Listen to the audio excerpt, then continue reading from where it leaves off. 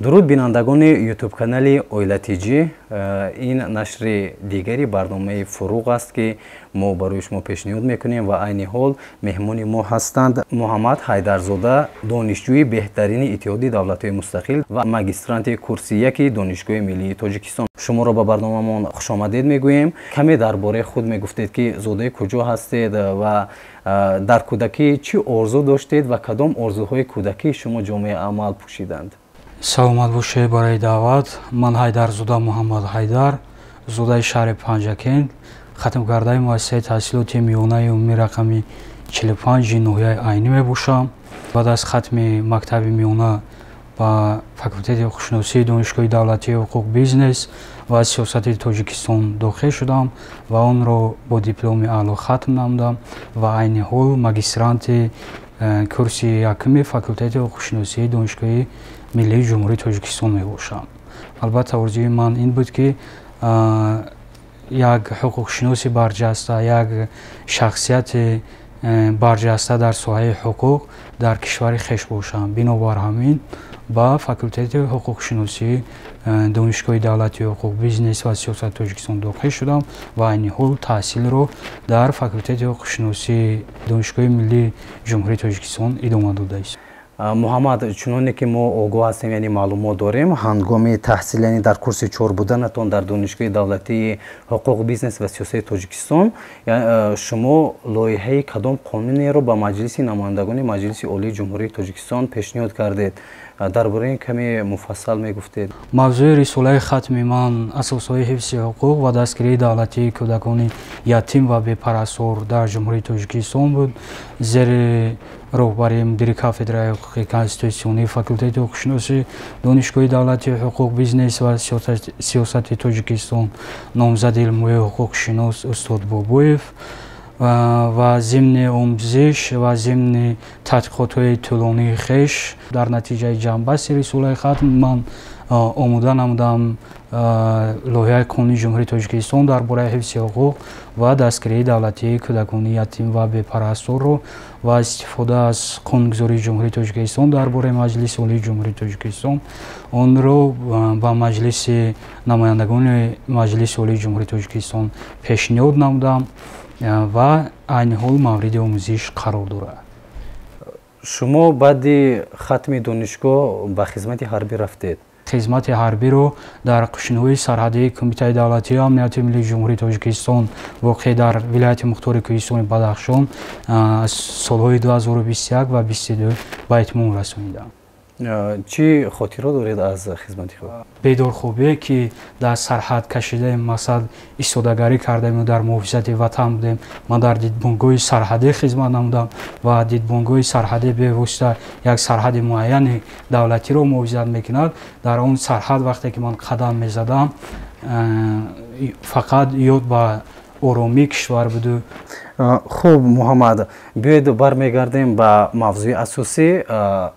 чанде қабл шумо донишҷӯи беҳтарини Иттиҳоди Давлатҳои Мустақил дар соли 2023 дар бахши илм гардидед. Шумо бо кадом дастовардҳо ба ин ҷоиза ноил гардидед ва ба шумо кӣ кӯмак кард дар ин самт?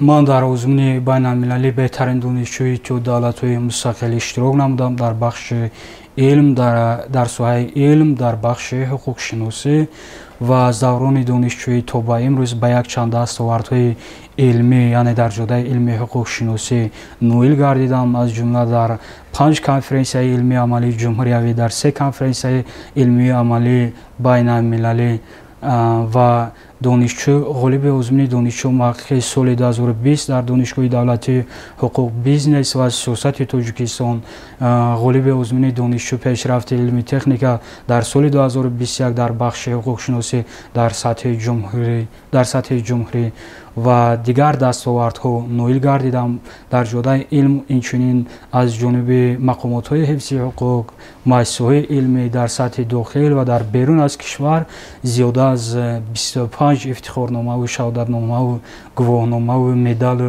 дигар дастовардҳои дигар мукофотҳову тӯҳфаҳои хотиравӣ сарфароз гардонида шудам, иштирок намудам. яке аз шартҳои озмун ин буд ки муаррифии дастовардҳо ва пешниҳоди тадқиқоти илмӣ дар соҳаи хеш буд ва ман дастовардҳои худро дар даврони донишҷӯӣ пешниҳод намудам ва тадқиқоти илмии ман дар бораи ҳифзи ҳуқуқи кӯдакон буд ки инро низ пешниҳод намудам ва маро роҳбарӣ намуд устод Саидзода Ҷаҳонгир, номзади илмҳои ҳуқуқшиносӣ, мудири кафедраи ҳуқуқи инсон ва ҳуқуқшиносии муқоисавии факултети ҳуқуқшиносии Донишгоҳи Миллии Ҷумҳурии Тоҷикистон. чуноне ки медонем дар бахши варзиш ҳам шумо ба чанд дастовард ноил гардидед? Албатта ҳар як ҷавоне ки мақсад мард ҳаст як таваҷҷӯҳ ба ини он самти варзиш дорад. Ман дар самти варзиши сабук яъне давидан ба масофаи дур нимарафон ба якчанд мусобиқаҳои варзишӣ дар дохил ва дар хориҷи кишвар иштирок кардаги ҳастам. аз ҷумла дар нимарафони байналмилалӣ дар намуди трейл дар шаҳри Москва соли 2019 сазовори ҷои якум гардидам. ғайр аз ин дар нимарафони байналмилалие ки дар шаҳри Тошканди ҷумҳурии Ӯзбекистон баргузор шуд иштирок намудам, медали мусобиқаро ба даст овардам. дар соли 2018 дар ҷоми раиси вилояти Соғд аз намуди варзиши сабук соҳиби диплом ва медали соҳиби диплом ва ҷоми раиси вилоят гашта будам.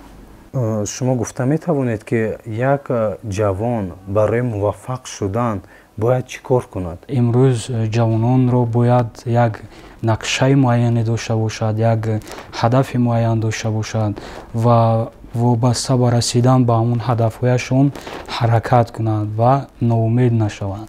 пастию баландӣ, ҳар як чиз мақсад пастию баландии хиша дорад.